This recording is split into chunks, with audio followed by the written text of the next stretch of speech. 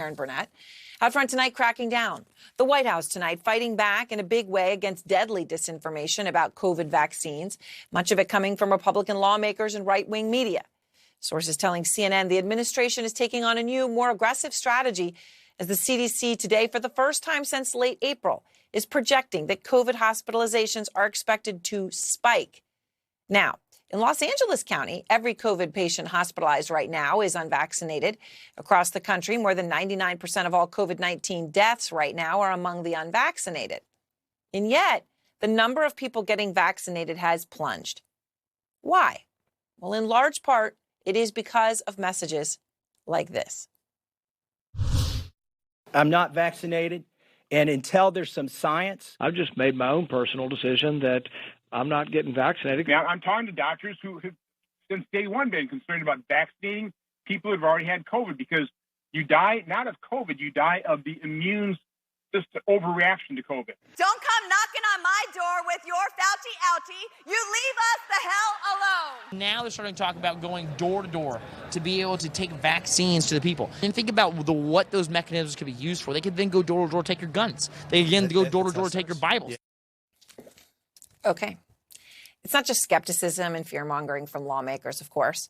Right-wing media reaches millions of Americans. The idea that you would force people to take medicine they don't want or need, is there a precedent for that in our lifetimes? I honestly think this is the greatest scandal of my lifetime by far. I feel like a vaccination in a weird way is just generally kind of going against nature. Like, I mean, if there is some disease out there, maybe there's just an ebb and flow to life where something's supposed to wipe out a certain amount of people. There's nothing more anti-democratic, anti-freedom than pushing an experimental drug on Americans against their will. Hello to door-to-door vaccine pushers. The fight to control you, to lord over you, that's just begun. It's stunning. All of those people are smart enough to know that what they're saying is complete bullshit. And that's the problem. They should be ashamed. But those lies are having an impact. Listen to what our Donnie O'Sullivan heard from some Trump supporters over just the past few weeks. If the vaccine goes into our child, she'll just die. That's all there is to it. You thought if your daughter took the vaccine, she might die? That she would die. Not might, just like would. Do you know any people who got sick or died from the virus? I know 3 people who got it and died. But you know what? I know people who got cancer and died too. So you know 3 people who died from coronavirus and you won't get the vaccine? No, I don't. Like I said, I don't need the vaccine. And sadly, the debate over the vaccine, which should just be basic science so we could save lives, now mirrors 2020 election results in so many cases. Just look at Vermont, where Biden won with 66% of the vote. 66% of the state's population is now fully vaccinated. In Tennessee, 61% voted for Trump, and the percentage not vaccinated, 62%. And that could explain why Tennessee is seeing a spike right now when it comes to cases. In fact, they've more than tripled from a month ago. But it isn't easy. The White House is fighting a war over disinformation, telling people that the single best thing they can do is get the vaccine, which is true. They're also confronting the realities of a dangerous variant that is causing legitimate confusion.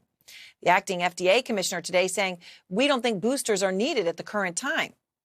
Yet that isn't what Pfizer says. Pfizer warns that immunity from its vaccine could be waning, and they want the FDA to authorize booster shots that could be needed as soon as 6 months of the second dose. Here's the head of Pfizer's vaccine research and development overnight. The booster situation is not about making money. The booster situation is that we find ourselves in a terrible situation. She went on to say the virus is mutating in the unvaccinated. So in other words, the whole reason this is a terrible situation is because of people not getting vaccinated and the people responsible for telling them not to do so. She says the outcome will be a, quote, disaster without boosters. U.S. government scientists and Pfizer are not currently sending the same message on the boosters. But what Pfizer is saying is now playing out in Mississippi, where the state health officer is also sounding an alarm. According to Dr. Thomas Dobbs, fully vaccinated Mississippians now account for 12% of COVID hospitalizations.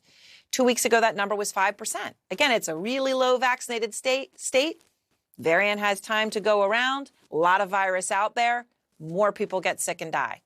Dobbs claiming that 7% of all deaths were among vaccinated Mississippians.